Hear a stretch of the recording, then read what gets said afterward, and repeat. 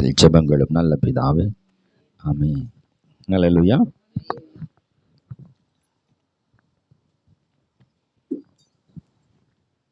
நமக்கு உயர்ந்த சிந்தை, உயர்ந்த எண்ணங்கள் போல் சொல்வார். கிறிஸ்து இயேசுவில் இருந்த சிந்தையே நமக்கு இருக்கணும்னு விரும்புகிறார். உயர்வான சிந்தையை இயேசு கொண்டிருந்தார். நம் உயர்வான எண்ணங்களும் உயர்வான காரியங்களை சிந்திக்கிறது தான் நம்முடைய வாழ்க்கையை உயர்த்தும். நம்ம தாழ்வான காரியங்களை சிந்தித்து கொண்டிருந்தால் நம்முடைய செயல்பாடுகளும் அந்த தாழ்வான காரியங்களுக்கு போயிடும். இப்போ எதை சிந்திக்கிறோன்றது ரொம்ப முக்கியமான விஷயமா இருக்குது. நம்ம கர்த்தருடைய பிள்ளைகளாக இருக்கிறதுனால நமக்கு உயர்வானதை தான் சிந்திக்கிறேன்னு நான் கேரண்டி கொடுக்க முடியாது. நான் ரட்சிக்கப்பட்டுட்டேன், சபைக்கு போகிறதுனால நான் யோசிக்கிறதுலாம் கரெக்டு தான் இருக்குது நம்ம சொல்ல முடியாது. ஆனால் அந்த யோசனையும் நம்முடைய சிந்தையும் நம்முடைய எண்ணையும் கரெக்ட் பண்ணுறது எது, சரிப்படுத்துறது எதுன்னா அது கடவுளுடைய வார்த்தை மாத்திரமே. கடவுளுடைய வார்த்தை அதை நம்ம தியானிக்கும் போது, அறிக்கை செய்யும் போது அது நம்முடைய சிந்தையை கட்டுப்படுத்தி சரியானவைகளை சிந்திக்கும்படியாக நம்முடைய எண்ணங்களை கர்த்தருடைய வார்த்தைக்குள்ளாய் கட்டுப்படுத்தி கர்த்தர் வார்த்தைக்குள்ளாகவே நம்ம சிந்திக்கும்படியாக செய்கிறது. இப்போ கர்த்தருடைய வார்த்தைகள் எப்படி இருக்கிறது? அவர் சொல்லுகிறார், உன் நினைவுகள் என்னுடைய நினைவுகளும் அல்ல, உன்னுடைய வழிகள். ஆமாம், நீயா ஒரு வழியை தேடுகிற, நீயா ஒன்று நினச்சிக்கிட்டு அது சரின்னு நினைக்கிற. ஒருவேளை உனக்கு அது உயர்வாக தோணலாம், அது உனக்கு மேன்மையாக தோணலாம். அது நீ நினைக்கிற காரியம் எப்படி இருக்குன்னா, வானத்துக்கும் பூமிக்கும் எவ்வளவு உயரமோ அவ்வளவாக என்னுடைய எண்ணங்கள் நினைவுகள் எல்லாம் உயர்ந்திருக்கு. நீ தாழ்வான காரியங்களை பார்த்து கொண்டு இருக்கிற.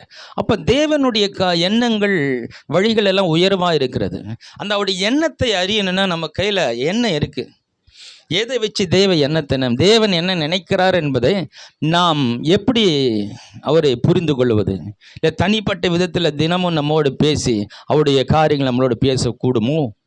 அப்படி அனுபவம் எல்லாருக்கும் இருக்கா? எல்லாரும் பேசி கொண்டு இருக்கிறார் தினந்தோறும் ஒவ்வொரு காரியங்களும். அப்படி வெளிப்படுத்துகிற ஒரு அனுபவம் இருக்குமானால் நாம் வேதத்தை படிக்க வேண்டிய அவசியம் இருக்காது இல்லையா? எல்லாவற்றையும் அவர் தினமும் என்ன செய்யணும், எங்கே போகணும், என்ன ட்ரெஸ்ஸு போடணும், என்ன சாப்பிடணும், யாரை சந்திக்கணும்ன்றது எல்லாவற்றையும் நமக்கு தினமும் ஒரு சொல்லக்கூடிய ஒரு நிலையில் இருப்போம்னால் வேதத்தை படிக்க வேண்டிய அவசியம் இல்லை. ஏன்னா நம்ம இங்கே எல்லாமே இங்கேருந்து நமக்கு ரிப்போர்ட் வந்துடுறதில்ல. இன்றைக்கி காலையில் இன்றைக்கி எங்கே போகணும், என்ன செய்யணும் எல்லாம் சொல்லிடுறது. அப்போ இதெல்லாம் படித்து நான் இதை டைம் வேஸ்ட் பண்ணிட்டு இருக்கிறது. அப்போது நமக்கு வேதத்தான் நம்ம கையில் கொடுக்கப்பட்ட தேவனுடைய எண்ணத்தை அறிவதற்கு, அவருடைய உயர்வான எண்ணத்தை அறிவதற்கு அவர் என்ன நினைக்கிறார், என்ன குறித்து என்ன நினைக்கிறார். அப்போது அவருடைய எண்ணெய் குறித்து என்ன நினைக்கிறார் என்பதை அறிந்து கொள்ளவும் மற்ற காரியங்களை குறித்து அவர் என்ன நினைக்கிறார், அவரை குறித்து அவர் என்ன நினைக்கிறார், இப்படி அவர் என்ன நினைக்கிறார் என்பதை நாம் புரிந்து கொள்ள, அறிந்து கொள்ள, உணர்ந்து கொள்ள நம்ம கரங்களில் கொடுக்கப்பட்ட ஒன்று கேரண்டியாக ஒன்று இருக்குது, வேத வார்த்தைகள் மாத்திரமே. இதன் வழியாக மாத்திரமே நம்ம என்ன பண்ணுறோம், எல்லாருமே இல்லையா, கர்த்தனோட பேசினாருன்னு சிலர் சொல்கிறாங்க, நேரடியாக பார்த்துன்னு சொல்கிறாங்க. அது அவங்களுடைய அனுபவங்களாக இருக்கலாம். எல்லாருக்கும் அந்த அனுபவம் கிடைக்குமா? எல்லாரும் அந்த அனுபவத்துக்குள்ளே போக முடியுமா?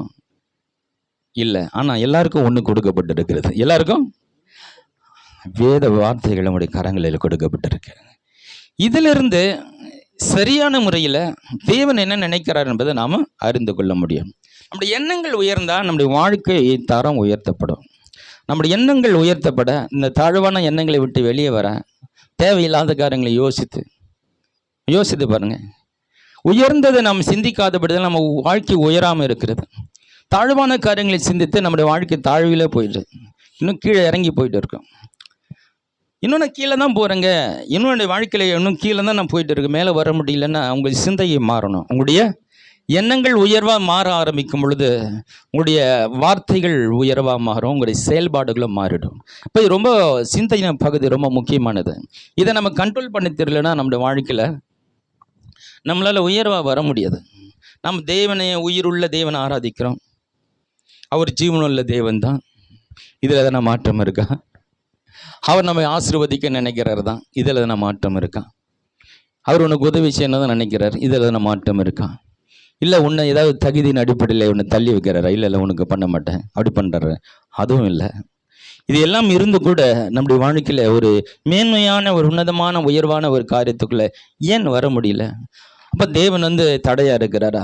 தேவனும் தடையா இல்லை. அப்படி இருந்தும் ஏன் அந்த ஒரு கேள்வி வருதுல்ல, அது என்னன்னா நம்முடைய எண்ணங்களில் உயர்வான காரியங்கள் இல்லை.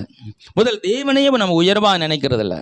அவர் கடவுள்னு நினைக்கிறது வேற, அவரை பற்றி உயர்வாக நினைக்கிறது வேற. அவரை பற்றி ஆமாம் இல்லையா? எங்கள் அப்பாவை நான் எங்கள் அப்பாவை நினைக்கிறது வேற. அவர் அப்பா தான், அப்பான்றது மாற்றம் இல்லை. அவர் என்னை பெற்றெடுத்த அப்பா, அது மாற்றம் இல்லை. எங்கள் அப்பா சாதாரண ஆள் இல்லை. அப்போ அது வேற அறிவு. எங்கள் அப்பாவை பற்றி நான் உயர்வாக நினைக்கிற அந்த அறிவு வேற, அவர் எங்கள் அப்பா தான் நினைக்கிறது வேற இல்லையா? அப்போ அப்பான்றது என்னை பெற்றெடுத்த அவர் மூலமாக நான் வந்திருக்கார், அவர் என் அப்பா, அது வேற. ஆனால் எங்கள் அப்பா வேற லெவல். எங்கள் அப்பா அவர் பெரியவர், அவர் உயர்ந்தவர், அவர் அன்புள்ளவர், அவர் இரக்கமுள்ளவர், அவர் என் நினைவாக இருக்கிறவர். இந்த அறிவு எனக்கு எப்படி கிடைக்கும்? அவர் சொன்ன வார்த்தையிலிருந்து கிடைக்கும். அல்லேலூயா. அவர் என்னை பற்றி சொல்லியிருக்கிற வார்த்தையை எண்ணி பார்க்கும் போது அவர் என்னை குறித்து எவ்வளோ உயரமாக நினைத்து இருக்கிறாரு என்றதை வச்சு தான் அவர் எவ்வளோ பெரியவர் என்பதை நான் என் சிந்தையில் கொண்டு வர முடியும். அப்போ வேத வசனங்களை நம்ம கவனிக்க கற்றுக்கொள்ள வேண்டும். நம்ம எவ்வளோ வீணான காரியங்களை சிந்தித்து பேசிட்டு இருக்கிறோம், அவ்வளோ நேரத்தை வேஸ்ட் பண்ணிட்டு இருக்கிறோம். நேரத்தை உங்களுடைய வாழ்க்கைக்கு உயர்வுக்கான காரியத்தை நீங்கள் போக வேண்டியதை நீங்களே தடை பண்ணிக்கிறேன். உங்கள் வாழ்க்கை உயர்வுக்கு நீங்களே ஒரு தடை. தேவையில்லாத காரியங்களை சிந்தித்து பேசிட்டு உயர்வான காரியங்களை சிந்திக்காத அப்படின்னால உயர வராமல் இருக்குது. எனக்கு ஒரு 3 காரியங்களை உங்கள் மத்தியில் கொண்டு வர பார்க்குறேன். தொடர்ந்து நம்ம அறிக்கையை பற்றி பேசி வருகிறோம். ஏன்னா அறிக்கைன்றது நம்ம எல்லாரும் பண்ணுறோம். எல்லாருமே நான் அறிக்கை பண்ணலன்னு யாரும் சொல்ல முடியாது. அறிக்கை என்பது நம்ம ஆணித்தரமாக பேசுகிற வார்த்தைகளை குறிக்கிறது இல்லையா? நம்ம அடிக்கடி பேசி கொண்டு இருக்கிற ஒரு வார்த்தை தான் அறிக்கை என்று சொல்லப்படுகிறது. இதை நம்ம செஞ்சு கொண்டு இருக்கிறோம். ஆனால் வசனத்தின் அடிப்படையில் செய்கிறோம்னு பார்த்தா இல்லை. வசனத்தின் ஆமாம், அது வந்து அதுவும் அறிக்கை தான். அது தவறான அறிக்கை. அது இப்போ தவறான காரியங்களை அறிக்கை செய்து கொண்டு இருக்கிறோம். சிறந்ததை பிரயோஜனமானதை நம்ம அறிக்கை செய்கிறதில்ல. இங்கே தான் நம்ம அறிக்கையை சரிப்படுத்தணும். இந்த அறிக்கையை சரிப்படுத்துடா நம்ம வாய்க்கை சரிப்படையலாம். உங்கள் வாயின் வார்த்தையை சரிப்படுத்துடா எல்லாம் உங்களுக்கு சரியாயிடும். ஆண்டு நம்ம கொடுத்த மிகப்பெரிய சிறந்த வரம் ஒன்று தான், நீ சொல்லுகிறபடி ஆகும். இதோட ஒரு பெரிய வரமே கிடையாதுங்க. இந்த வரத்தை நீ நம்பிட்டேன்னா உங்கள் வாழ்க்கையை நீங்கள் எப்போ மாற்றலாம். நம்புறீங்களா? ஹல்லேலூயா. நீங்கள் சொல்லுகிறபடி ஆகும்னு இயேசு சொன்ன அந்த வார்த்தையை நீங்கள் பிடிச்சிட்டிங்கன்னு வச்சிங்களேன், அதை நம்பிட்டீங்கன்னு வச்சிங்களேன், அப்போ நான் சொல்கிறத எதை சொன்னால் நடக்கும், எதை சொன்னால் நடக்கணும், எது எனக்கு தேவை அதை மாத்திரம் சொல்ல பழகி கொண்டால் எனக்கு தேவையில்லாத ஒன்றும் வாயில் பேச மாட்டேன். எனக்கு என்ன நடக்கணுமோ அதை மட்டும் பேசுவேன்ற அந்த ஒரு கரையத்து அந்த இடத்த கரெக்ட் பண்ணிட்டீங்கன்னா மலைகளும் நீங்கள் சொன்னால் போய் கடலில் விழும். அந்த காட்டுத்தீ மரமாக இருந்தால் கூட அது வேரோட பிடுங்கினது கடலில் நடப்படும். ஹல்லேலூயா. அப்படி என்ன சொல்றாரு? யாருக்கும் நடக்க முடியாத நிலையிலே இருந்தாலும் நீ சொன்னா உனக்கு நடக்கும் என்பது அதோடைய அர்த்தம். ஹல்லேலூயா. மலைகள் போய் கடலில் விழுந்தா அது யாருக்கும் நடக்காது. யாரும் தூக்க முடியாது, அசைக்க முடியாது, தூய்மை கடல் யாரும் போட முடியாது. ஒரு மரத்தை கொண்டு போய் கடலில் அலைகள் அதிகமாக தண்ணி அதிகமாக இருக்கிறதுல ஒரு மரத்தை நட முடியுமா? தண்ணியில் நட முடியுமா? நிலத்தில் நட முடியும், தண்ணீரில் போய் நட முடியும்னு அவர் சொல்கிறார். அப்போ எங்காவது நடக்குமா? யாராவது செய்ய முடியுமா? யாருமே செய்ய முடியாது, எங்கேயுமே நடக்காத ஒன்று நீ சொன்னால் நடக்குன்னு சொல்கிறத நீ அதை நம்பிட்டாலே உனக்கு என்ன நடக்கணுமோ. இப்போ நம்மளாம் என்ன எதிர்பார்க்குறோம்? எல்லாருக்கும் நடக்கிறது தான் ஆசைப்பட்டுக்கிறோம் இல்லையா? எல்லாருக்கும் ஒரு கல்யாணம் ஆயிடுச்சு, நமக்கு ஒரு கல்யாணம், நமக்கு ஒரு வேலை கிடைக்கும், நமக்கு ஒரு வீடு கிடைக்கணும், நமக்கு ஒரு கார் கிடைக்கும், நமக்கு ஒரு நல்ல இது வேணும். இது எல்லாமே நமக்கு கிடைக்கிறது தான் ஆசைப்பட்டுட்டு இருக்கிறோம். ஆனால் ஆண்டவர் சொல்கிறது வேற லெவலாக இருக்குது. யாருக்கும் கிடைக்காத ஒன்று நீ சொன்னால் உனக்கு கிடைக்கும், யாருக்கும் நடக்காதது நீ சொன்னால் உனக்கு நடக்கும். இப்போ ஆண்டவருடைய எண்ணம் எப்படி இருக்கு பாருங்க நம்மை குறித்து. நாம் சாதாரண காரியங்களை குறித்து இது கிடைச்சா போதும் ஆண்டவர், ஒரு சின்ன வீடு, சின்ன ஒரு ஏசி, அப்புறம் ஒரு வாஷிங் மிஷின், ஒரு ஃப்ரிட்ஜ், ஒரு பெட்டு, ஒரு ஷோபா, ஒரு டைனிங் டேபிள், ஒரு சின்ன ரூம், இது போதும் ஆண்டவரே. இது எல்லாருக்கும் இருக்குது, எல்லாருக்கும் இருக்குது. இதோட பெரிய பெரிய காரியெல்லாம் வச்சுக்கிறான் மனுஷன். பெரிய ஆமாம், பெரிய கப்பலை வாங்கி வச்சுருக்கிறான். பெரிய கப்பல் வச்சுருக்கான். 4000 கோடியில் ஒருத்தனுக்கு வீடு கட்டியிருக்கான். அப்போ அது எப்படி இருக்கும் பாருங்கள். இதை மாதிரியெல்லாம் ஒரு மனிதனுக்கு இத்தனை காரியங்களை வச்சிருக்கிறான். ஆனால் இதெல்லாம் சாத்திய கூறுகள், இதெல்லாம் இதெல்லாம் எல்லாரும் நடக்கக்கூடிய மனிதனுக்கு மனிதன் பெற்றுக்கொள்ள முடியும், நினைச்சா சாதிக்க முடியும், நினைச்சா அதை அடைய முடியும். மனிதன் அடைந்தது சாதாரண விஷயம்தான், அவனை பெருசு பெருசு அடைஞ்சிருக்கிறான். ஆனால் தேவன் சொல்லுகிற காரியம் யாருக்கும் நடக்காதது உனக்கு நடக்கும், யாருக்கும் கிடைக்காது அதோ நீ சொன்ன நடக்கும். அதான் முக்கியமானது. நான் சொல்லல, நீங்க சொன்ன நடக்குன்றது தான் வெரி அற்புதமான வார்த்தை. ஹல்லேலூயா. அது எவ்வளோ மகிழ்ச்சி இருக்க கேட்கும் போது, நான் சொன்ன நடக்குமா, நான் சொன்ன நடக்குன்னு அவரு சொல்லிட்டார். இதை நம்புறதா நம்ம வேலை, இதை நம்புறதா. இப்போ அறிக்கை மூலமாக சில காரியங்கள் சொல்லுறேன். அறிக்கை மூலமாக என்ன செய்கிறோம், நம்ம இந்த உலகத்தில் ஒரு விதமான யுத்தம் செய்கிறோம். நம்ம போராட்டம் போல் சொல்ல, நல்ல போராட்டத்தை. ஆமாம், இந்த உலகத்தில் நம்ம இந்த உலகத்துக்கு நியதிக்கு, உலகத்தின் நம்பிக்கைக்கு எதிராகி நம்ம வாழ்ந்து கொண்டு இருக்கிறோம் இல்லையா? கரெக்டு தானே? வியாதி வந்தால் டாக்டர்கிட்ட போகணும், இது ஒரு நியதி. கரெக்டு தானே? நீ போய் வியாதி மருந்து இல்லாமல் குணம் வாங்கினா டாக்டர்லாம் சிரிப்பான். டாக்டர்லாம் இயேசுவின் பிறப்பு இன்னும் கூட அந்த விஞ்ஞானிகள் நம்புறதில்ல. ஏன்னு கேட்டேன், கண்ணின் வயிற்றில் இப்படி குழந்தை பிறக்கும். அப்போ இந்த உலக நியதி எப்படின்னா, ஒரு ஆண் பெண்ணும் இணைந்தால் தான் குழந்தை பிறக்குன்ற இல்லையா? இது விசுவாச உலகம், இது ஆண்டோடைய உலகம். ஆமாம், யாருக்கு நடக்காது, நமக்கு நடக்கும். அப்போ இந்த விஞ்ஞானம் நம்பாது. அப்போ அந்த விஞ்ஞானத்துக்கு எதிர்த்து வாழணும். இந்த உலகத்தில் இருக்கிற அந்த காரியங்கள், இவ்வளோ படித்தா தாங்க இங்கே வேலை கிடைக்கும்ன்றது உலகத்து நியதி. நாம் ஒன்றுமே இல்லாமல் மேலே வருவோம்னு சொல்லிட்டு இருக்கிறோம். அப்போ இது வீத லெவல் வேறு. இப்போ இந்த உலக நியதிக்கு நம்ம எதிர்த்து போராட வேண்டி இருக்கிறது. போராட இவ்வளோ ஜரடிக்குது, ஒரு மாத்திரை போடக்கூடாதான், இது இயற்கை நியதி இல்லைங்க. நான் விசுவாசிக்கிறேன், நான் சுகமாக தான் இருக்கிறேன். என்னங்க இவ்வளோ ஜோரம் அடிக்குது, சுகமாக இருக்கிறேன்னு சொல்கிறீங்க? இதுதாங்க விசுவாச போராட்டம். ஹல்லேலூயா. இவ்வளோ பிரச்சனை மத்தியில் நான் சமாதானமாக சந்தோஷமாக இருக்குன்னு சொல்கிறீங்களே, இந்த உலக நியதிக்கு எதிராக, இந்த உலகத்தினுடைய நமக்கு எதிராக இருக்கிற சூழ்நிலைக்கு எதிராக நீங்கள் போராடுறீங்க. ஹல்லேலூயா. உங்கள் பிரச்சனைக்கு எதிராக நீங்கள் அறிக்கை செய்யும்போது, அந்த வார்த்தையை, தேவனுடைய வசனத்தை அறிக்கை செய்யும்போது நீங்கள் என்ன பண்ணுறீங்க? ஒரு போராட்டம் போராடி கொண்டு இருக்கேன். நடக்கிறதெல்லாம் வேற மாதிரி இருக்குது, ஆனால் நீங்கள் பேசுறதெல்லாம் வேற மாதிரி இருக்குது. அது அப்போ நம்ம ஆவிக்கிற ரீதியிலே வார்த்தை என்னும் ஒன்றை வைத்துக்கொண்டு, நம்ம கடவுளுடைய வல்லமை உள்ள வார்த்தையை வைத்துக்கொண்டு நாம் ஒரு போராட்டம் போராடி கொண்டு யுத்தம் செய்து கொண்டு இருக்கிறோம். நம்ம யுத்தம் செய்து கொண்டு இருக்கிறோம். எபேசியர் புத்தகம் 6ஆம் அதிகாரம் 10 to 17 வசனங்களை வாசிக்கலாம்.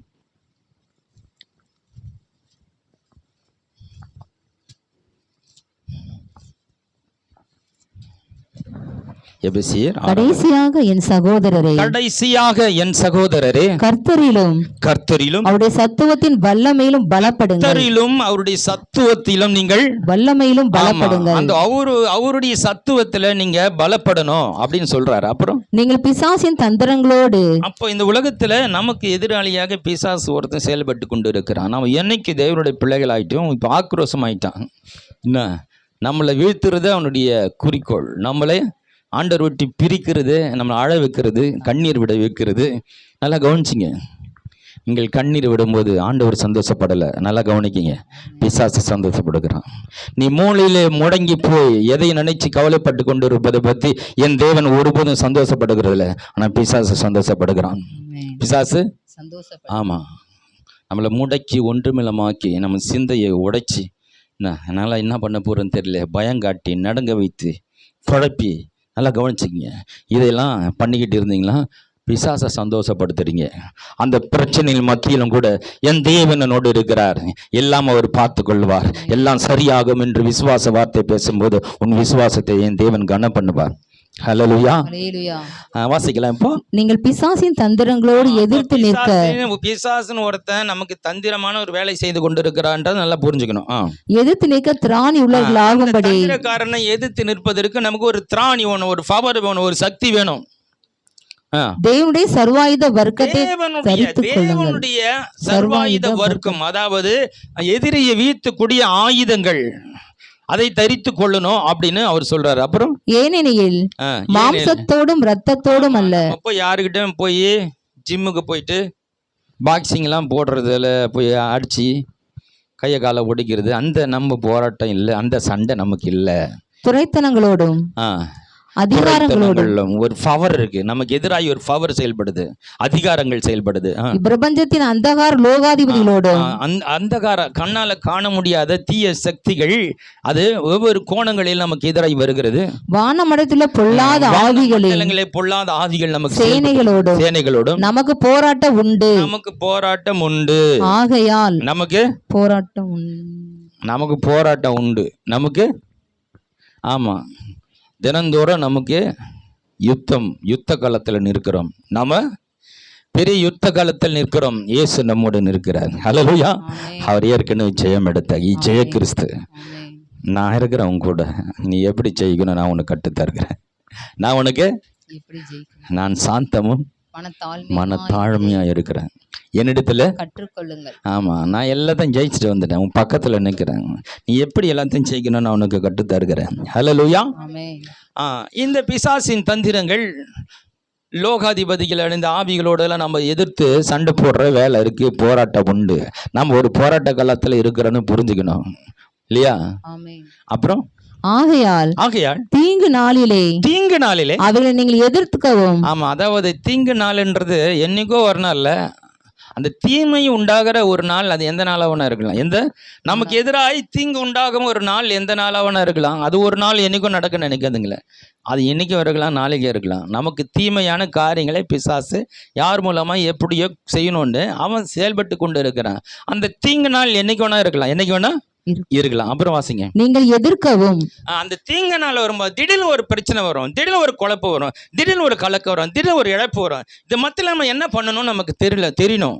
அதுக்கு தான் சொல்றாரு. வாசிங்க. சகலத்தையும் செய்து முடித்தவர்களாய் நிற்கவும்.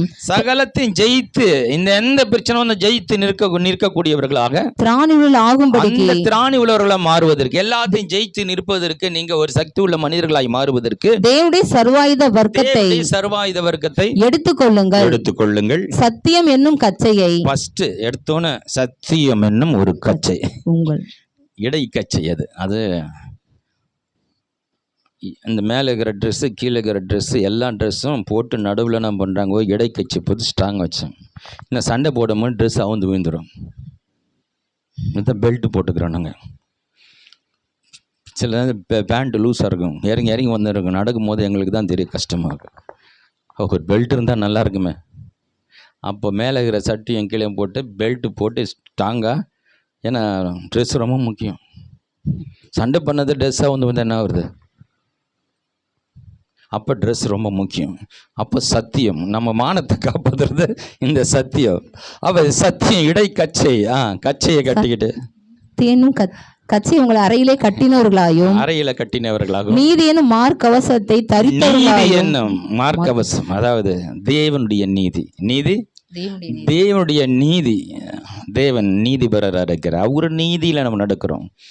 அப்புறம் சமாதானத்தின் சுவிசேஷத்துக்குரிய ஆயத்தம் எனும் பாதரட்சையை. சமாதானத்தின் சுவிசேஷம் அதாவது சமாதானத்தை மனிதனுக்கு கொண்டு வருகிற சத்தியமாக்கி, நற்செய்தியாகிய இயேசுடைய பிறப்பு இறப்பு உயர்த்துதலை குறித்து, இந்த தேவன் உங்களுக்காக தான் மரித்தாரு, உங்களுக்காக தான் இந்த உலகத்தில் வந்தாருன்னு சொல்லி இந்த அற்புதமான தெய்வத்தை சொல்லுகிற அந்த சத்திய, இந்த சுவிசேஷம் என்னும் பாதரட்சையை தொடுத்தவர்களாய் எப்பமா காலை தொடுத்தவர்களாயும் எப்பமா ரெடியா கிளம்புறதுக்கு, சுவிசேஷம் சொல்லுவதற்கு எப்பவுமே ரெடியாக இருக்கணுமா? எப்பவுமே யார் எந்த வாய்ப்பு சூழ்நிலை 5 நிமிஷம் கேப் கிடைச்சா கூட அழகாக ஒரு அன்பாக 2 வார்த்தை சொல்லணும் ஆண்டவரை பற்றி.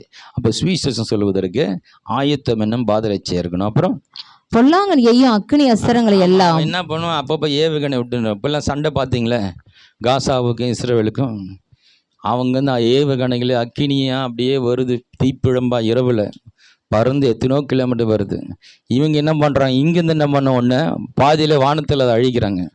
இவங்க ரெடியாக இருக்கிறாங்க, எந்த நிமிஷம் நீ மேலே இருந்து அனுப்பிச்சாலும் ஏவுகணையை நாங்கள் இங்கேருந்து என்ன பண்ணுறோம், அதை வானத்தில் டெஸ்ட்ராய் பண்ணுறோம், அங்கேயே அதை அழிச்சிடுறோம் நாங்கள் அங்கேயே. அப்போது அடிக்கிறதுக்கு தயாராக இருக்கிறோம், தடுக்கிறதுக்கு நாங்களே தயாராக இருக்கிறோம், அதற்கான ஆயுதங்களை வைத்திருக்கிறோம். அப்போ அக்கினி அஸ்திரங்களை பிசாசு என்ன பண்ண தொடர்ந்து எந்த ஒரு மூலையிலேருந்து அனுப்பிட்டே இருக்கிறான். அப்போது அதை வழியிலே தடுக்கிறது என்ன? எல்லாவற்றுக்கும் மேலாக அக்கினி அஸ்திரங்களை வாசிங்க. பொல்லாங்கனையும் அக்கினி அஸ்திரங்களை எல்லாம் ஆ, அவித்து போடத்தக்கதாய் ஆ, எல்லாவற்றுக்கும் மேலாக ஆ. விசுவாசம் எனும் கேடகத்தை விசுவாசம். பிடித்து கொண்டவர்களாய் ஹல்லேலூயா. நில்லுங்கள். பிசாசு எப்படிப்பட்ட பிரச்சனைகளை கொண்டு வந்தாலும் அது விசுவாசத்தை கொண்டு ஜெயிக்கிறோம். ஹல்லேலூயா. ஆமென். எந்த பிரச்சனைகள் வந்தால் இந்த பிரச்சனையில இருந்து நான் மேல வருவேன். கர்த்தர் இதுல எனக்கு விடுதலை தருவார், இதுல எனக்கு சுகம் தருவார். அது வியாதியா இருக்கலாம், பலவீனமா இருக்கலாம், போராட்டமா இருக்கலாம், கவலையா இருக்கலாம், கண்ணீரா இருக்கலாம், எந்த ஒரு காரியமா இருந்தாலும் அங்க நீ விசுவாசத்தை கொண்டு என்ன பண்ணும், அதை ஜெயிக்கணும். அத ஜெயிக்கணும். ஆமா, அந்த இடத்துல விசுவாசம் தேவை. அப்புறம் ரட்சணியம் என்னும் தலை சீராவையும் ரட்சணை என்னும் தலை சீராவையும் ஆமா, ரட்சிப்பு ரட்சணியம் என்னும் தேவனால் நமக்கு கொடுக்கப்பட்ட மாபெரும் கவசம். ரட்சிப்பு என்னும் தலை கவசம் ரொம்ப ரொம்ப முக்கியம். தலை போனா காலி, எல்லாமே தலை போனா எல்லாம் காலி. தலை ரொம்ப முக்கியம். ரட்சிப்பு ரொம்ப முக்கியம். ஒரு மனிதனுடைய வாழ்க்கையில ரட்சிப்பு ரொம்ப முக்கியம். ரெண்டாவது, தேவ வசனமாகிய ஆவியின் பட்டயத்தை எடுத்துக் கொள்ளுங்கள். தேவ வசனமாகிய ஆவியின் பட்டயத்தை. ஆமா, இப்போ இந்த சத்தியம், விசுவாசம், நீதி இது எல்லாமே பார்த்தனா வேற ஒன்றும் இல்லை, இதுவும் எல்லாம் வசனம்தான். வசனத்தில் இருந்தால் சத்தியம் வருது. வசனம் தான் சத்தியம். இப்போ சத்தியம் அறியணும்னா வசனத்தை படித்து தான் சத்தியம் அறிய முடியும்.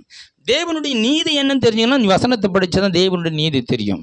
விசுவாசம் என்ன நீ கற்றுக்கணும்னா அந்த வசனத்தை கேட்டால் தான் நீ விசுவாசம். அப்போ இதெல்லாம் வசனத்தில் இருந்தால் வருது. இத்தனையும் ஆயுதங்களும் எங்கேருந்து வருது? கடவுளுடைய வார்த்தையிலிருந்து வருகிறது. இதுல ஆவியின் பட்டயம் என்று சொல்ற இதை ஏன் வசனத்தை இங்க வசனம்னு குறிப்பிடுதுன்னா, இதெல்லாம் நம்ம தற்காப்பு ஆயுதங்களா இருக்குது. இந்த வசனம் மட்டும்தான் பிசாசுடைய தலையை வீழ்த்தக்கூடியதா இருக்கிறது.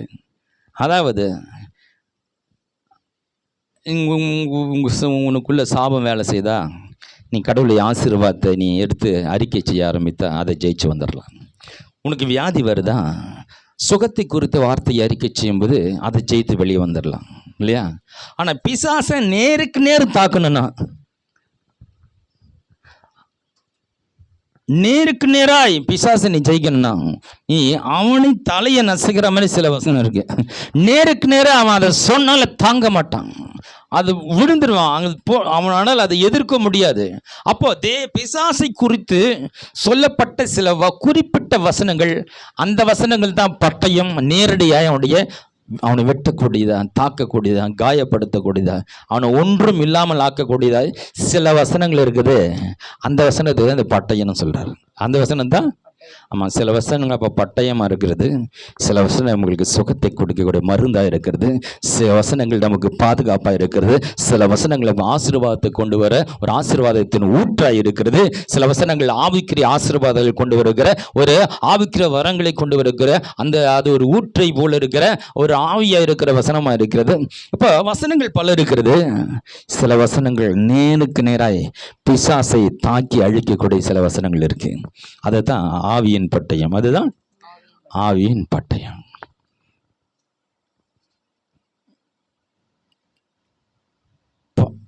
பிசாசுடைய கிரியைகளை அழிக்கும்படியா இயேசு இந்த உலகத்தில் வந்தார். பிசாசின் தலை இயேசு சிலுவையில் நசுக்கினார். அவனுடைய துறைத்தனங்களெல்லாம் உறிந்து கொண்டு அவனை வெளியரங்க கோலமாக்கினான். இந்த மாதிரி வசனம்லாம் பிசாசை நேரடியாக தாக்குற வசனங்கள். இந்த வசனம் நீ சொல்லி கொண்டு இருந்தா, நான் சொல்கிறேன், எந்த மந்திரமாக இருக்கட்டும், தந்திரமாக இருக்கட்டும், எந்த பிசாசின் கிரியா இருக்கட்டும், அந்த வீட்டில் இருக்கட்டும், உனக்கு செய்யப்பட்டு இருக்கட்டும், அது உன்னை விட்டு அந்த இடத்த விட்டு விலக்கி விடும். அது செயல்படாமல் போயிடும். இந்த வசனத்தை கேட்டுக்கொண்டு அந்த பிசாசால் இருக்க முடியாது. எந்த மந்திரங்களும் அங்கே பலிக்காது. ஹலோ, இது உங்களுக்கு புரியலன்னு வச்சிங்களா? நீ மந்திரத்தை நம்ப ஆரம்பிச்சனா மந்திரம் வேலை செய்யும். வசனத்தை நம்பினா வசனம் வேலை செய்யும். வசனம் ஆமாம், நம்ம எதை நம்ப போகிறோம்? வசனம் நம்பினா மந்திரம் வேலை செய்யாது. பாருங்க, பிசாசு பல விதமாக ஓட்டுறாங்க. நான் பார்த்துருக்குறேன்.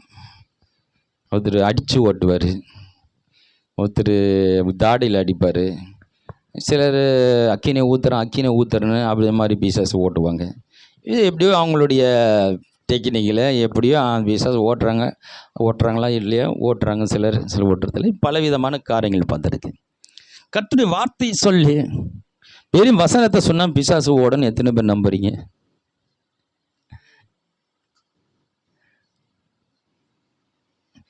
நீ எந்த வரமும் பெற்றுலாம கடவுள் வார்த்தையினுடைய அந்த வெளிப்பாட்டை பெற்றிருந்தா அது புரிஞ்சுக்கிட்டு நீ சொன்னா அந்த பிசாசு ஓடிடுங்க. பிசாசுடைய கிரிகளை அழிக்கும்படி இயேசு இந்த உலகத்தில் வந்தார். இந்த வசனத்தை பிசாசு தாங்க முடியும். பிசாசின் தலை இயேசு இந்த உலகத்தில் வந்து சிலுவையை நசுக்கினார். இந்த வசனத்தை பிசாசு தலை, நீங்கள் பிசாசு பயப்படுத்தல, இந்த வசனம் சொன்னால் பிசாசு உன்னை விட்டு ஓடிப்படும், உன்னை பார்த்து பயப்படும், உன்னை பார்த்து. அப்போ இதெல்லாம் வந்து நேரடியாக பிசாசை தாக்குகிற, அவனை பலவீனப்படுத்துகிற, அவனை ஓட பண்ணுகிற வசனங்கள், ஓட பண்ணுகிற வசனங்கள். அப்போ நான் என்ன சொல்கிறேன் என்றால், உங்கள் அறிக்கையின் மூலமா என்ன செய்து கொண்டு இருக்கீங்க? இந்த உலகத்துல நீங்கள் யுத்தம் செய்து கொண்டிருக்கிறீர்கள். ஒரு பக்கம் பிசாசு எய்யும் அக்கினியாஸ்திரங்கள், அவன் ஒவ்வொன்றா மாட்டி மாட்டி ஏவுகணை போட்டுனே இருக்கு. ஒன்று ஒரு பிரச்சனை போய் இன்னொரு பிரச்சனை மேலே பிரச்சனை வந்துனே இருக்குது.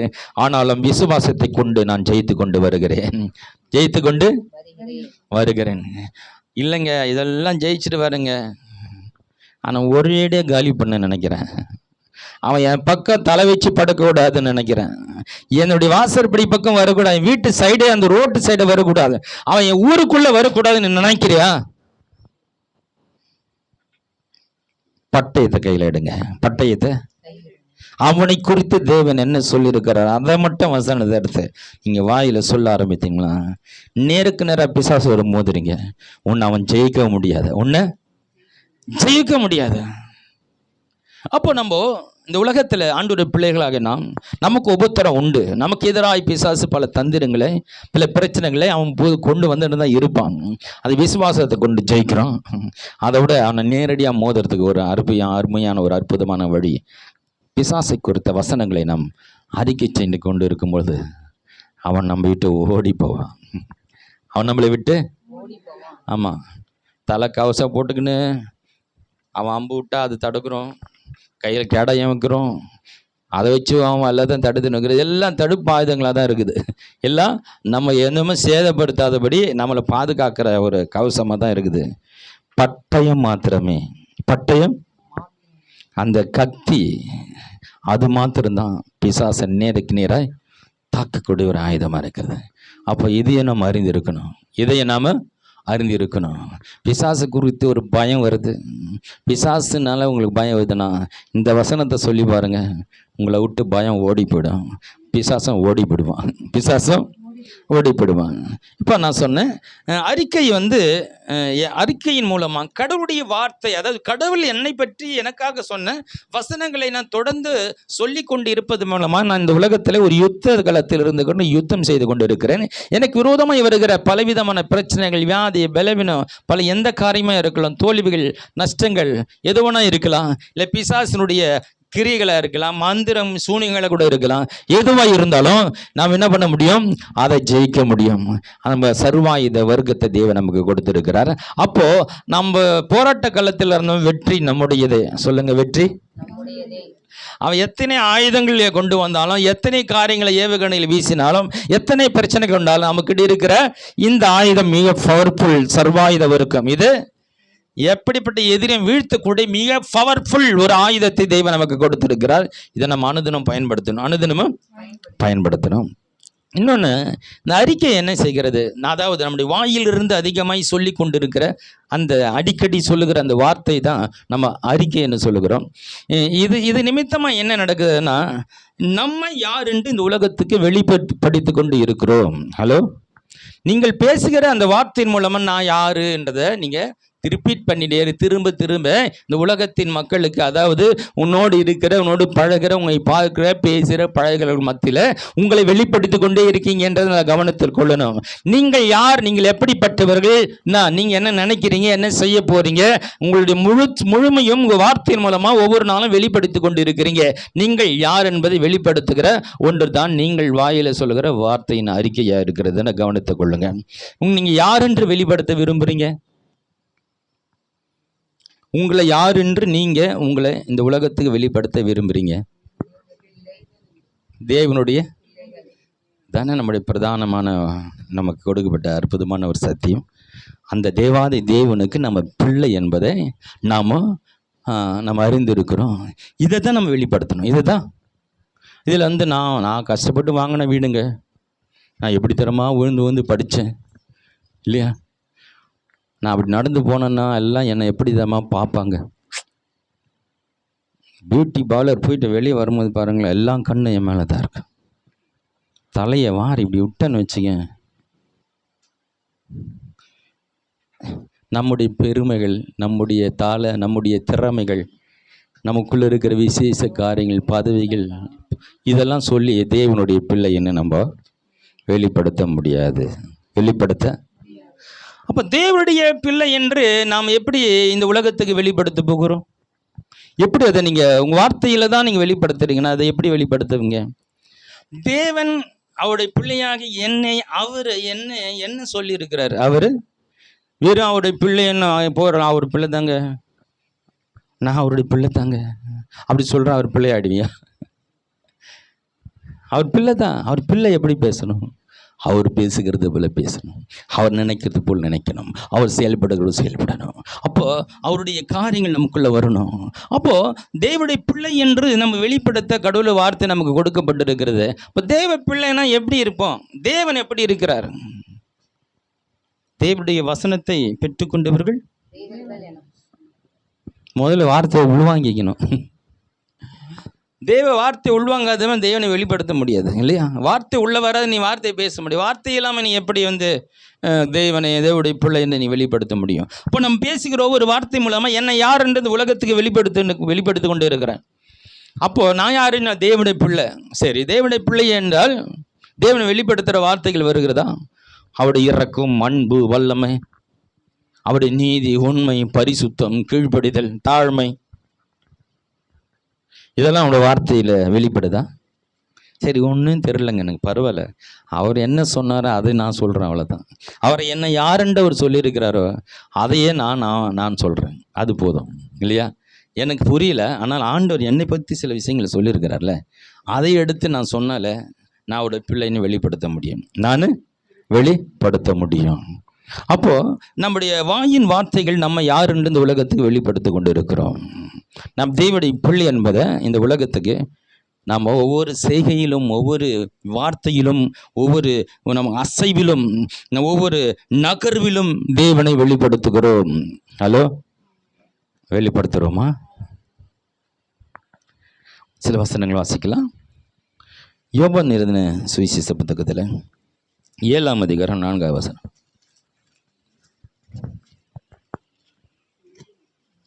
யோவான் 7:40. பிரபலமா இருக்க விரும்புகிற எவனும் அந்தரங்கத்திலே ஒன்றையும் செய்ய மாட்டான்.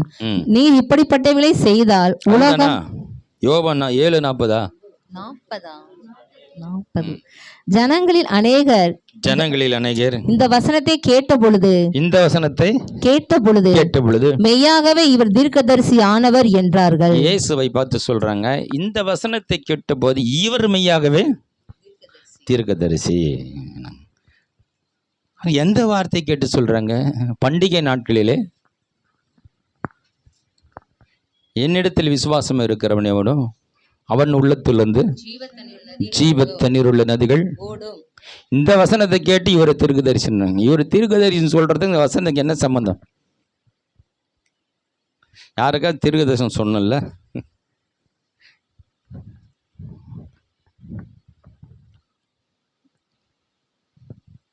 அந்த வசனம் 38 வாசிங்க. வேத வாக்கியம் சொல்லுகிறபடி, வேத வாக்கியங்கள் சொல்லுகிறபடி என்னிடத்தில் விசுவாசமா இருக்கிறவன் எவனோ அவன் உள்ளத்திலிருந்து ஜீவ தண்ணீருள்ள நதிகள் ஓடும் ஓடும். இந்த வசனத்தை கேட்டுட்டு தான் அவங்க சொல்றாங்க, இவர் மெய்யாகவே ஒரு தீர்க்கதரிசி, இவர் தீர்க்கதரிசி.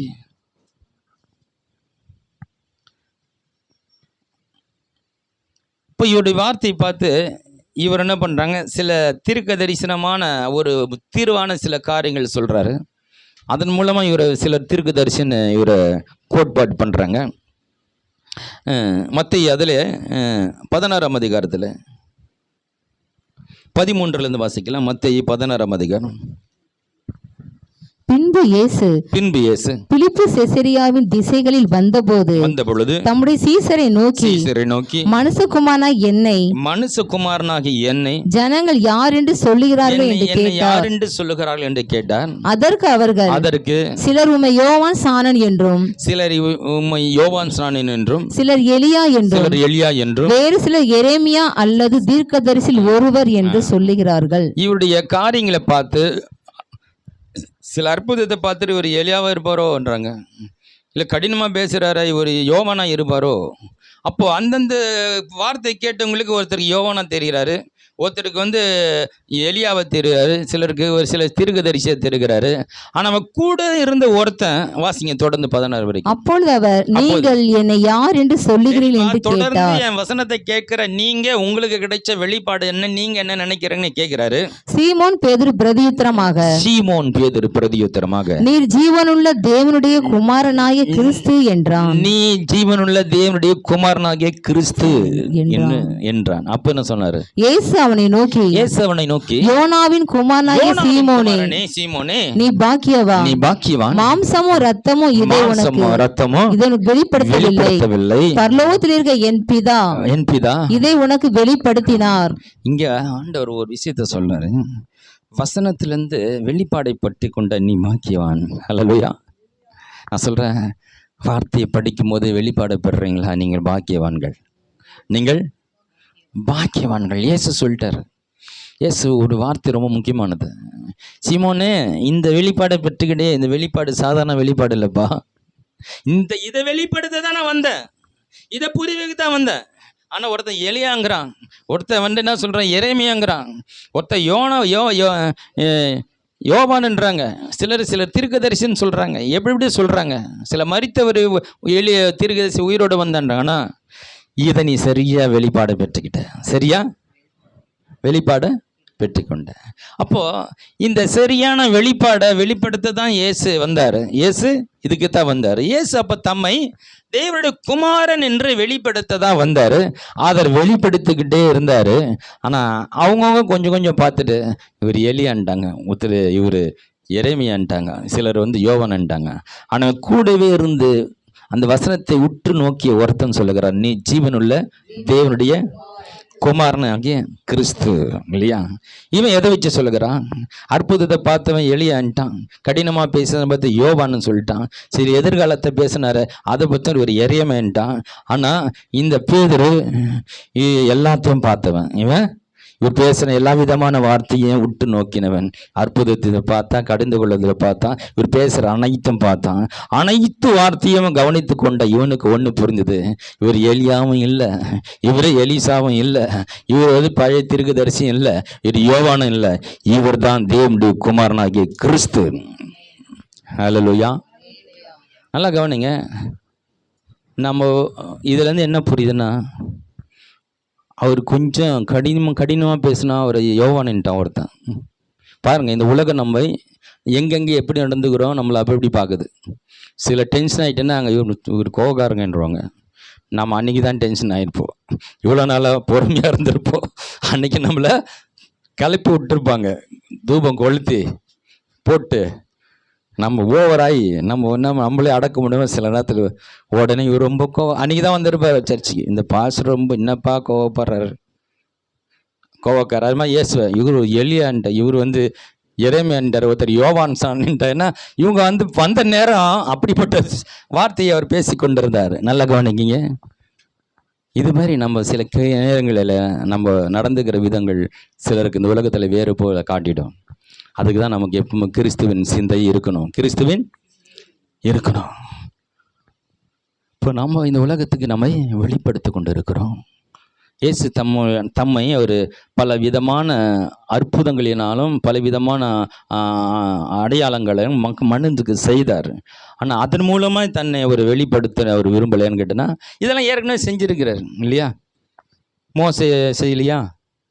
செங்கடலை பிளந்தார்ல, அது சொன்னப்பா மோசை கோலை நீட்டினோன்னு செங்கடல் எவ்வளோ அற்புதம். அப்பா அவர் தேவ குமாரன் ஆகிடுவாரா இல்லையா? செத்து போன எழுப்பினர் எலியா தேவனு குமாரன் ஆகிடுவாரா? அப்போ எத்தனை தீர்க்கதரிசிகள் வந்தாங்க, சில அற்புதங்கள் செஞ்சுட்டு போனா, அதெல்லாம் தேவகுமாரனா? இல்லை. இவர் தேவனுடைய குமாரன் என்பதை எப்படி வெளிப்படுத்தினார்? வார்த்தையினாலே. வார்த்தை. ஆனால் அவர் எப்போதும் என்ன சொன்னார்? என் பிதா, உங்கள் பிதா, என் பிதா. அவர் வாயில் வர்ற வார்த்தை அவர் பிதா பிதா. இதுதான் யூதர்களை ரொம்ப எரிச்சலாக்கின வார்த்தை. அவன் தேவனுக்கு சமமாக்கினான் தன்னை. ஆண்டவருக்கு பிள்ளைன்னா என்ன அர்த்தம்? அவன் சமன்னு அர்த்தம்.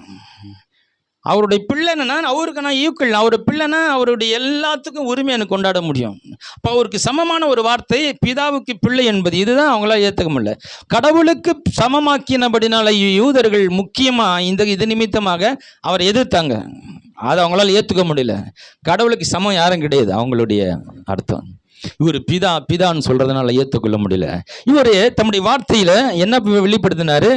பல காரியங்கள் செய்தாலும் தன்னை தேவனுடைய குமாரன் என்பதை வெளிப்படுத்துவதில் குறியா இருந்தார்.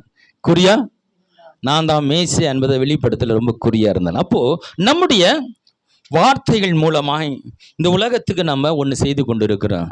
நான் யார் என்பதை வெளிப்படுத்த கொண்டு இருக்கிறேன். அதில் முக்கியமானது, நான் தேவனுடைய பிள்ளை, நான் தேவனுடைய குமாரன், அந்த சர்வ வல்லமை படைத்த தேவனுடைய பிள்ளை என்பதை நான் ஒவ்வொரு சூழ்நிலையிலும் வெளிப்படுத்த வேண்டிய, பேச வேண்டிய அவசியம் இருக்கு இல்லையா? இந்த இடத்த விட்டு போன உடனே வேற டீமோடு சேர்ந்துட்டு அந்த குரூப்பில் மாட்டிக்கிட்டு அந்த குரூப்பாக மாறி அவங்கள மாதிரியே பேசி நாம் தேவனுடைய பிள்ளை என்றதை மறந்துட்டு, ஹலோ, உங்கள் வார்த்தை நம்மள அந்த உலகத்துக்கு நீங்கள் உண்மையான தேவனுடைய பிள்ளை என்பதை வெளிப்படுத்துறீங்களா? இல்லை இந்த இடத்துல மட்டும்தான்? இல்லை நாட்டியமாக மாத்திருந்தானா? தேவ சமூகத்தில் வரும்போது மாத்திருந்தானா? எல்லா இடத்துலையும், எல்லா சூழ்நிலையிலும் நான் தேவனுடைய பிள்ளையை போல பேசணும். நான் தேவனுடைய பிள்ளை, அவர் என்னுடைய அப்பா போல நான் பேசணும். நான் அவருடைய பிள்ளையை போல பேசணும். வாசிக்கலான்னு சில வசனங்கள். மத்தேயு 11:13-14. நியாயப்பிரமாணமும் தீர்க்கதரிசிகள் யாவரும் யோவான் வரைக்கும் தீர்க்க தரிசனம் உரைத்ததுண்டு. நீங்கள் ஏற்றுக்கொள்ள மனதா இருந்தால் வருகிறவராகிய எலியா இவன்தான். இயேசு சொல்ற வசனம் இது. 13ஆம் வசனத்தை சொல்றாரு. யோவான் வரைக்கும் தீர்க்க தரிசனம் உரைத்ததுண்டு. ஆமா, யோவான் வரைக்கும் தீர்க்க தரிசனம் சொல்லிட்டு இருந்தாங்க. அப்புறம் நீங்கள் ஏற்றுக்கொள்ள மனதா இருந்தால் எலியா வருவாரு, வழியை ஆயத்தப்படுத்துவார். ஏற்கனவே சொல்லப்பட்ட ஏசாயா தீர்க்க தரிசனம் மூலமாய் சொல்லப்பட்ட தீர்க்க தரிசனம் சொல்லப்பட்ட அந்த ஆள் யாரும் இல்லை, இவர் தான் எலியாவின் ஆவியுடையவர். யாரு? இந்த யோவான் சானகன். எலியா போல ஒரு அற்புதமும் ஒரு பண்ணல, ஒண்ணுமே பண்ணல. வந்து நின்று எல்லாம் திட்டுறது தான் வேலை. விரியன் பாம்பு குட்டிகளே, உங்களுக்கு யாரு மனம் திரும்புறதுக்கு சொன்னது? நீங்களாம் வந்துக்கிறீங்க? நீங்கள் சாதாரண நாட்களா சர்ச்சுக்கு வந்துட்டீங்களா? அப்படி கடினமாய் பேசுகிற இந்த யோவான் சானகன், வனாந்தரங்களில் வாழ்ந்தவன், காட்டுத்தேனும் வெட்டி கிளியமுடைய வித்தியாசமான ஒரு மனுஷன். அவன் பார்க்கறதுக்கு ஒரு மாதிரியே இருப்பான் பொழுது. சாதாரண நம்மளை மாதிரி எல்லாம் ட்ரெஸ் போட்டுருக்க மாட்டான். என்ன ட்ரெஸ்ஸு? ஒட்டகை தோலில் போட்டுக்கிற ஒரு உடை, அது வித்தியாசமாக இருக்கும். சாப்பிட்ற சாப்பாடு அதுவும் வித்தியாசம், ட்ரெஸ்ஸும் வித்தியாசம், பேசுகிற வார்த்தை ரொம்ப ஓவரு. இந்த ஆளை போய் வருகிற எலியாவின் ஆவிங்கிற எலியா எதுவும் பண்ணதை இவன் பண்ணவே இல்லை. அப்போது இயேசு சொல்கிற இயேசு அதுலேயே 11ஆம் அதிகாரத்தில் 7-9 வாசிங்க. அவர்கள் போன பின்பு இயேசு யோவானை குறித்து ஜனங்களுக்கு சொன்னது என்னவென்றால், எதை பார்க்க வனாந்தரத்துக்கு போனீர்கள்? நீங்க வனாந்தரத்துக்கு போனீங்க. காட்டினால் அசையும் நாணலையோ அல்லவென்றால் எதை பார்க்க போனீர்கள்? மெல்லிய வஸ்திரம் தரித்த மனுஷனையோ? மெல்லிய வஸ்திரம் தரித்திருக்கிறவர்கள் அரசர் மாளிகையில் இருக்கிறார்கள். அல்லவென்றால் எதை பார்க்க போனீர்கள்? தீர்க்கதரிசியோ? ஆம், தீர்க்கதரிசியை பார்க்கிறோம். தீர்க்கதரிசியோ அங்க சொல்றார். ஆம், தீர்க்கதரிசியை பார்க்கிறோம் எல்லாம் சொல்லிட்டு தீர்க்கதரிசியை பார்க்க போனீங்களா? ஆம், ஆமான்றார். இயேசு ஒத்துக்கிறார். இயேசு யோவான் ஒரு தீர்க்கதரிசின்றதை அவர் ஒத்துக்கிறார். ஆம். அப்புறம் சொல்ற அர்த்த வசனம், தீர்க்கதரிசியை பார்க்கிலும் மேன்மை உள்ளவனையே. இன்னும் சொல்றாரு, அவன் தீர்க்கதரிசி தான், ஆனா அதை கூட அவன் மேன்மையானவன். அதை காட்டிலும் மேன்மையுள்ளவன் அவன் தீர்க்கதரிசி தான், ஆனால் அதை விட அவன் சிறந்தவன், அதை விட மேன்மையானவன் அவன் சொல்றாரு. அப்போ இயேசுவே இந்த யோவானை ஒரு தீர்க்க தரிசனம் ஒத்துக்கிறாரு, சொல்றாரு. அவர் என்ன தீர்க்க தரிசனம் சொன்னார்? ஹலோ, எல்லாரும் திட்டின்னு இருந்தார். மனம் திரும்புகள்னாரு.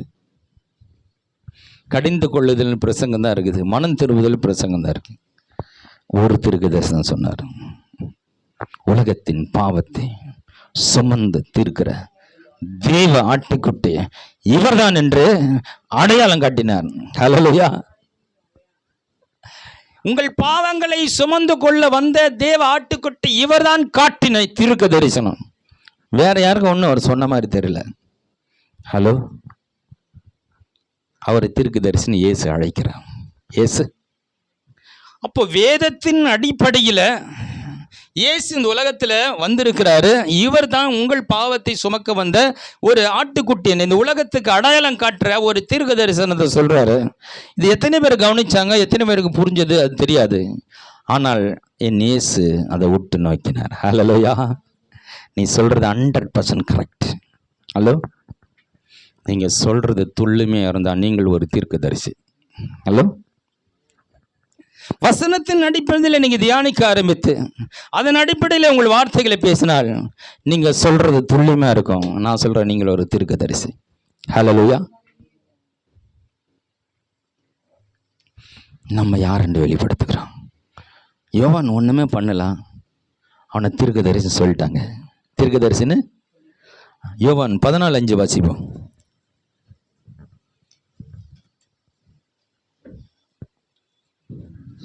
தோமா அவரை நோக்கி, ஆண்டவரே. 14:5 வாசிங்க. தோமா அவரை நோக்கி, ஆண்டவரே, நீ போகிற இடத்தை அறியோமே, வழியை நாங்கள் எப்படி அறிவோம் என்றான். யோவானா? மத்தேயு வாசிங்க, மாத்தி எழுதிட்டோம்.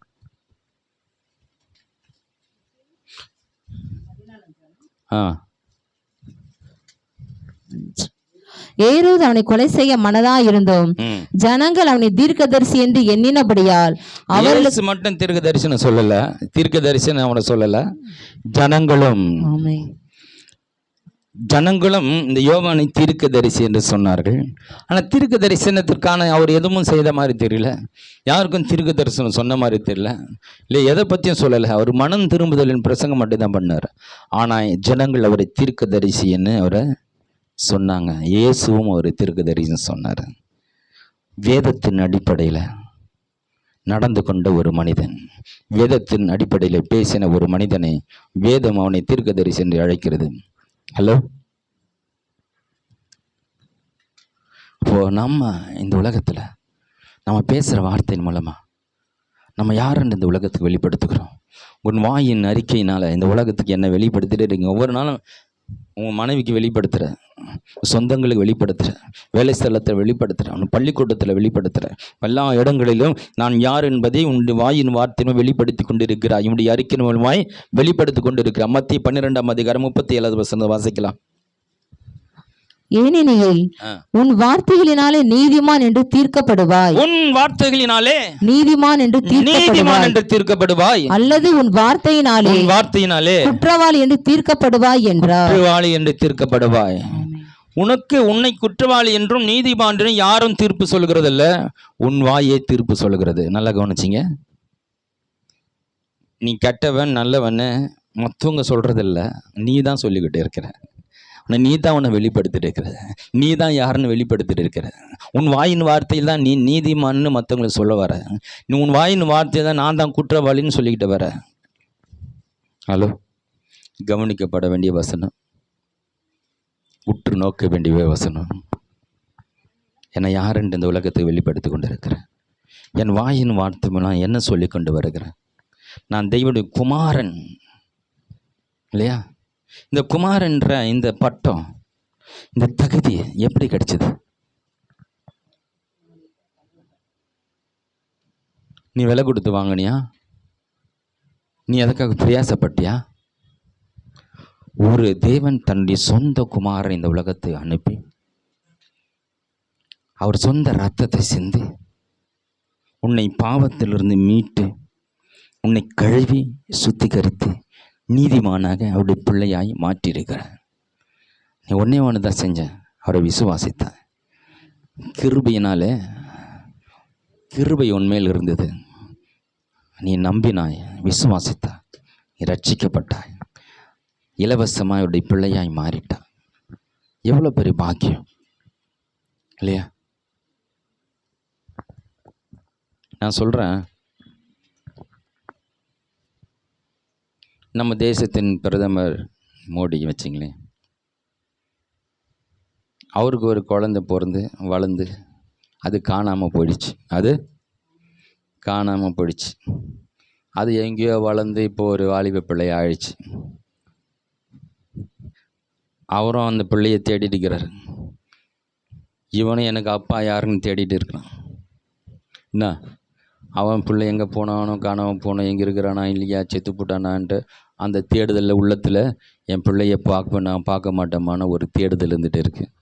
இவனுக்கும் என்ன பெத்த அப்பா யார், என் தாய் யாருன்னு சொல்லி தேடிட்டு இருக்கிறான். எப்படியோ யாரோ இவன் குழந்தைலேருந்து மீட்டெடுத்த, எங்கேருந்து வந்தேன் அதெல்லாம் வச்சு, எந்த ஊர்லேருந்து உன்னை தூக்கிட்டு வந்தேன், நீ எந்த ஊரில் காணாமல் போனேன், இதெல்லாம் வச்சு ஒரு கணக்கிட்டு நான் சில காரியங்கள்லாம் பார்த்து எப்படியோ இவர் இந்த மோடியுடைய பிள்ளை என்றது ஊர்ஜிதமாயிடுச்சு. 2 பேரை மீட் பண்ணிட்டாங்க. 2 பேரை. அப்போது அந்த பிள்ளைகளை சில அடையாளம்லாம் பார்க்குறாரு. ஆமாம், இவன் என் பிள்ளை தான், என் சாயல் இருக்குது, என் குழந்தையில சில அடையாளம்லாம் இருக்குது. அப்போது அப்பா உறுதிப்படுத்துகிறார், நீ என்னுடைய பிள்ளை தாண்டா. அப்போது இந்த தேசத்துடைய அந்த ஒரு நாட்டின் பிரதமருடைய பிள்ளை என்றது ஊர்ஜிதமாயிடுச்சு. ஊர்ஜிதம். ஆனால் நான் தான் அந்த பிள்ளை என்றது இந்த உலகத்துக்கு தெரியல. உலகத்துக்கு இப்போது அந்த மோடியும் தன்னுடைய பிள்ளை இவன் தான்ன்றது வெளிப்படுத்த விரும்புகிறார். என் பிள்ளை எனக்கு அப்புறம் இவன் தான்ன்றது உலகத்தை தெரியப்படுத்த விரும்புகிறாரா இல்லையா? விரும்புவார். இப்போ நான் இவர் என்னுடைய அப்பா தான், இவருடைய பிள்ளை தான், நான் ஒரு பிள்ளை வெளிப்படுத்தணுமா இல்லையா? ஹலோ, விலங்குதான் நான் சொல்கிறது. அநேக நாட்கள் பிரித்து கிடைச்ச அந்த பிள்ளை, இவன் தான் என் பிள்ளை, எனக்கு அப்புறம் இவனுக்கு தான் எல்லாம் சேரணும்னு அதை அந்த உலகத்துக்கு வெளிப்படுத்த அப்பா விரும்புகிறாரா இல்லையா? 100% விரும்புகிறார். நீ அவருடைய பிள்ளைன்னு தெரிஞ்சுக்கிட்ட, இவர் தான் என்னுடைய அப்பான்னு வெளிப்படுத்த வேண்டிய ஒரு பெரிய ஒரு உண்மையில் இருக்கிற ஒரு பொறுப்பு இருக்குல்ல, இவரோட பிள்ளை தான் நானும் சொல்ல வேண்டியது இருக்குல்ல. நான் தேவனுடைய குமாரன் தான் என்பதை வெளிப்படுத்த இயேசு தவறவில்லை. ஒவ்வொரு செகண்ட்ல சொல்லிட்டு இருந்தார், பிதா என்னுடைய பிதா, பிதாவை நானும் ஒன்றா இருக்கிறோம். அவர் என்ன செய்கிறாரு அதே செய்கிறேன், அவர் பேசுகிறத நான் பேசுகிறேன், அவர் என்ன செய்கிறார் அதை பார்த்து அப்படியே செய்கிறேன். பிதாவை நானும் ஒன்றா இருக்கிறேன், அவருடைய பிள்ளை தான் என்பதை ஏசு வெளிப்படுத்துகிற தாமதிக்க எப்போதும் அதை பேசிக்கிட்டே இருக்கிறார். நீ அவருடைய பிள்ளை தான் என்பது அவருடைய அப்பான்னு விசுவாசித்த அவரை வெளிப்படுத்த தயாராக இருக்கியா? எல்லா சூழ்நிலையும் என் தேவன் என் தகப்பன் என்று சொல்ல தயாராக இருக்கியா? அந்த பொறுப்பு உன் மேலே இருக்கு. உன் மேலே. ஆமாம், எவ்வளோ பெரிய சர்வ வல்ல தேவனுடைய பிள்ளை, எவ்வளோ பெரிய பாக்கியம், எவ்வளோ ஒரு பெருமைக்குரிய ஒரு காரியம், எவ்வளோ பெருமைப்பட வேண்டிய ஒரு விஷயம். இவருடைய பிள்ளை என்பதை நான் வெளிப்படுத்த வேண்டிய மிகப்பெரிய பொறுப்பு மேலே இருக்க. அது என்னுடைய வாயிலிருந்து வரணும் இல்லையா? இயேசு வெளிப்படுத்தினார். நீங்கள் உங்கள் வாயின் வார்த்தை மூலமாக உங்களை யாருன்னு வெளிப்படுத்திட்டு இருக்கிறீங்க. நீங்கள் என்ன பேசுகிறீங்க? அவரோட பிள்ளை மாதிரி பேசுகிறீங்களா? சில சர்ச்சுக்கு போவாங்க, பிச்சைக்காரனுக்கு பிறந்த அந்த பிள்ளை எப்படி பேசும்? அன்னைக்கு அந்த கோயிலாண்ட உட்காந்துருந்தேன், ஒரு ஆள் 100 ரூபா போட்டான், அவன் தெய்வம். அவன் இன்னைக்கு எவனா 100 ரூபா போடுவான், எல்லாம் 5 பைசா போடுறானுங்க, எல்லாம் 1 ரூபா போடுறானுங்க. கஞ்ச பிஸ்னாரிங்கப்பா, என்ன தான் தர்மம் பண்ணுறானுங்க, 1 ரூபா 2 ரூபா போடுறாங்க. இதை வச்சுட்டு எப்படி குடும்பம் ஓட்டுறது? இது எப்படி வச்சு நான் வாழ்க்கை நடத்துறது? எல்லாம் பிச்சைக்காரனுங்க. இது பிச்சைக்காரனுக்கு பிறந்த புள்ள பேசுறது. இப்படி தான் நம்ம பேசணுங்க. இந்த சம்பளத்தை வச்சு என்ன பண்ணுறது? குடும்பம் நடத்துறதா? இது ஒரு சம்பளம்னு எடுத்து வந்து கொடுக்குற. நம்ம அப்பா பெரியவர். ஹல்லேலூயா. நம்ம இருக்கிறத வச்சு பேசல, விசுவாசத்தோடு பேசுகிறோம். நம் தரிசனத்தை நடக்கல, விசுவாசத்தை நடக்கிறோம். எங்கள் அப்பா மிக பெரியவர். ஹல்லேலூயா. எங்கள் வீட்டுக்கார் படிக்காதவராக இருக்கலாம், திறமை இல்லாதவராக இருக்கலாம். ஒருவேளை என்னை பெற்றெடுத்த அப்பா கூட ஒரு சாதாரண ஆளாக இருக்கலாம். ஆனால் என்னை உருவாக்கின என் உண்மையான ஒரு தகப்பன், ஒரு மாபெரும் தேவனாக இருக்கிறான். நான் அவருடைய பிள்ளையாக இருக்கிறேன். என்னை அவர் உயர்த்துவார், நடத்துவார், போஷிப்பார், ஒரு குறையில்லாமல் என்னை வைத்துக் கொள்வார். அவரை தேடுகிற ஒருவருக்கும் ஒரு நன்மையும் குறைபடாத வாழ்க்கை தருகிற தேவன். தேடுகிறவர்களுக்கு அப்படின்னா நான் சொந்த பிள்ளையா இருக்கிறேன்னு. ஹல்லேலூயா. பாருங்க, நம்ம அந்த மன எண்ணங்கள் அப்படி வரணும். அந்த எண்ணம் வந்தால் தான் நம்ம அது மாதிரி பேச முடியும். அந்த எண்ணம் மாறுவதற்கு நம்ம அந்த கடவுளுடைய வார்த்தையை கொண்டு போய் சொல்லி சொல்லி சொல்லி என்ன பண்ண, இதயத்தை நிரப்பணும். நித்திய தலை எழுத்து அதுதான் நம்ம சொல்கிறோம்ல, தலை எழுத்துங்க. ஏன் உங்ககிட்ட மாட்டிக்கிட்டு குப்பையை கொட்டினு தலையெழுத்து, அந்த தலையெழுத்தை மாற்றுங்க. ஹல்லேலூயா. உங்கள் தலையெழுத்து நீங்கள் சொல்லிட்டு இருக்கிறதெல்லாம் தூக்கி போட்டு வேத வசனம் தான் என் தலையெழுத்து. ஹல்லேலூயா. எங்கள் தகப்பன் மாபெரும் தேவனாக இருக்கிறார். ஹல்லேலூயா. நான் கையிட்டு செய்வதெல்லாம் ஆசீர்வதிக்கப்படும். அவருக்கு எனக்கு போக்கையும் முகத்தையும் ஆசீர்வதிக்கிற தேவன். பூமியில் உள்ள சகல ஜாதிகளில் என்னை மேன்மைப்படுத்தும் என்னுடைய தகப்பன். ஹல்லேலூயா. அவருக்கு பிள்ளைய போல பேசுகிறோமா? டாக்டருக்கு புள்ள மாதிரி பேசுறது. எப்பவும் டெஸ்ட் எடுத்தியா, மாத்திரை போட்டியா, கரெக்டாக போடணும் மாத்திரை, காலைல சாப்பிட்றதுக்கு முன்னாடி போடணும். இவங்க டாக்டருக்கு பிள்ளையாக பிறந்துடுவாங்க. சில வக்கீலுக்கு பொருளை குற்றம் கண்டுபிடிச்சுன்னே இருப்பாங்க. அவனு வேலை குற்றம் கண்டுபிடிக்கிறது வேலை. சில நியாயாதிபதி பிள்ளைங்க நியாயம் சொல்லின்னு இருப்பாங்க. இப்படி நீ பண்ணது சரியில்லை, அவர் இப்படி இல்லை, இது நியாயாதிபதிக்கு புள்ள, டாக்டருக்கு புள்ள, இந்த மாதிரி பிள்ளைகளை நம்முடைய தேவன் மாபெரும் தேவன் அவருக்கு பிள்ளையா இருக்கிறார். அவர் சர்வ ஞானியா இருக்கிறார். சாலமோனிலும் பெரியவர் உங்கள் நடுவில் இருக்கிறார். ஹல்லேலூயா. இந்த உலகத்தை ஆசீர்வாதத்தினால் நிரப்பின தேவன் உங்கள் நடுவில் இருக்கிறார். அவர் நம்முடைய தகப்பனா இருக்கிறார். இப்போ நம்முடைய எண்ணங்கள் மாறணும். நம்முடைய எண்ணம் மாறினாலும் பேச்சு ஆட்டோமேட்டிக்காக மாறிவிடும். எண்ணத்தை மாற்றுறதுக்கு தான் வசனத்தை, இதே இந்த வாய் தான் 2 வேலை செய்யுது. வசனத்தை சொல்கிறது நிமித்தமாக அந்த வசனத்தை உள்ளே அனுப்பி எண்ணங்களை மாற்றுறது வாய் தான். இந்த வாய் தான் நம்ம பண்ணது ரிப்ளை ஆகுது. அப்படி உள்ளே போய் அப்படியே அது மறுபடியும் அப்படி ரிப்ளை ஆகி செயல் வடிவம் பெறுறது இந்த வாய் தான். உள்ளே போகும்போது சாதாரணமாக போயிட்டு வெளியே வரும்போது பவர்ஃபுல்லாக வருது. ஹல்லேலூயா. நீங்கள் ஃபஸ்ட்டு சொல்லும் போது அது ஒன்றும் எஃபெக்ட் இருக்கிற மாதிரி தெரியாது. சொல்ல சொல்ல சொல்ல அது உள்ளே போய் இதயத்தை நிரப்பிட்டு அங்கேருந்து ரிட்டன் வர பாருங்க, அதோடைய வேகம் தனி, அதோடைய பவர் தனி. அப்போ வரும்போது உங்கள் வார்த்தை அப்படி இருக்காது, பவர்ஃபுல்லாக இருக்கும். அதே வசனத்தை வேறு லெவலில் சொல்லுவீங்க, வேறு லெவலில் சொல்லுங்க. காலையில் தம்பி எல்லாம் போய் வசனத்தை சொல்லுங்கப்பா அப்படின்னு சொல்லி அனுப்புறது. நான் கேட்பேன் இங்கே உட்காந்துட்டு, காலையில் வசனத்தை அவர் எப்படி சொல்கிறார், எந்த விதத்தில் சொல்கிறாரு. கொஞ்ச நாள் அவர் ஒரு சாதாரணமாக சொல்வார், அது சொல்ல வேண்டிய விதத்தில் சொல்ல, சரி சொல்லிகிட்டே வந்தார். திரும்ப திரும்ப சொல்ல இன்றைக்கி காலையில் 4:30 மணிக்கு போய் வருத்தப்பட்டு பாரம் சுமக்கிறவர்கள் அந்த வசனத்தை சொல்லி சில காரியங்களை சொன்னேன். இங்கேருந்து கேட்டுட்டு இருக்கிறேன். ஏன்னா ஒவ்வொரு பிளாக்லாமே சொல்லிட்டு வரேன். இந்த கன்னியாகுமரி முழுவதும் அதிகாலையில் இந்த மாதிரி வசனங்களை சும்மா ஜஸ்ட் ஒரு வசனம், சின்ன விளக்கம், அவ்வளோ. ரொம்ப நேரம் கூடாது. காலையில் ரொம்ப நேரம் கற்று தடி எடுத்துன்னு வந்துடுவாங்க. காலையில் என்னடா ஒரே கத்திட்டுக்கிற, ஜஸ்ட் ஒரு வார்த்தையை உள்ளே போட்டு வந்துடும். அவங்க தேர்ந்து பார்க்குறதுக்குள்ளே வசனத்தை அவங்க கேட்டுடணும், அவங்க காதில் போட்டணும். இதுதான் இது. அப்போது வசனம் சொல்கிறத கேட்டேன். சொல்லிட்டு முதல்ல சொல்ல கொஞ்ச நாளாக சொல்லிட்டு வர்றாரு, அது வேறு மாதிரி இருந்தது. இன்னும் ஒரு நல்லா சொல்லணுமே, நல்லா சொல்லணுமே, சொல்ல சொல்ல சொல்ல இப்போ வசனத்தை வேறு லெவலில் சொல்கிறார் அவர். இப்படி தான் சொல்லணும், இப்படி தான். இப்போ வசனத்தை முதல்ல சொல்லும் போது அது எப்படி சொல்லணும், அது எப்படி பவர்ஃபுல்லாக சொல்லணும் அவருக்கு தெரியல. திரும்ப திரும்ப சொல்லும், அந்த பவர் வேறு மாதிரி ஆயிடுச்சு. வருத்தப்பட்டு பாரம் சுமக்கிறவர்கள் போது அது ஒரு வரும் சொல்லும் போது ஒரு பவர்ஃபுல்லாக வருது. அப்படி தான் நம்ம வசனத்தை சொல்லும் போது அது முதல்ல சொல்லும் போது ஏதோ சாதாரணமாக தான் இருக்கும். ஆனால் திரும்ப திரும்ப திரும்ப போய் உள்ளே போய் ஆழத்தில் பதிந்து வெளியே வரம்பாரு வசனம் பவர்ஃபுல்லாக வரும். அது கேட்குறவங்களுக்கு வேலை செய்யும், சொல்கிற உங்களுக்கு வேலை செய்யும். உங்களுக்கு ஆமாம், இந்த வாய் தான் நம்ம யாருன்னு இந்த உலகத்துக்கு வெளிப்படுத்த போகிறது. சாதாரணமாக பேசிக்கொண்டு நீங்கள் எல்லாரும் வல்லமையாக பேச போகிறீங்க. வல்லமையாக உங்கள் வாயின் வார்த்தை மூலமாக இந்த உலகத்துக்கு உங்களை வெளிப்படுத்த போகிறேன். கண்களை மூடி ஜெபிக்கலாம்.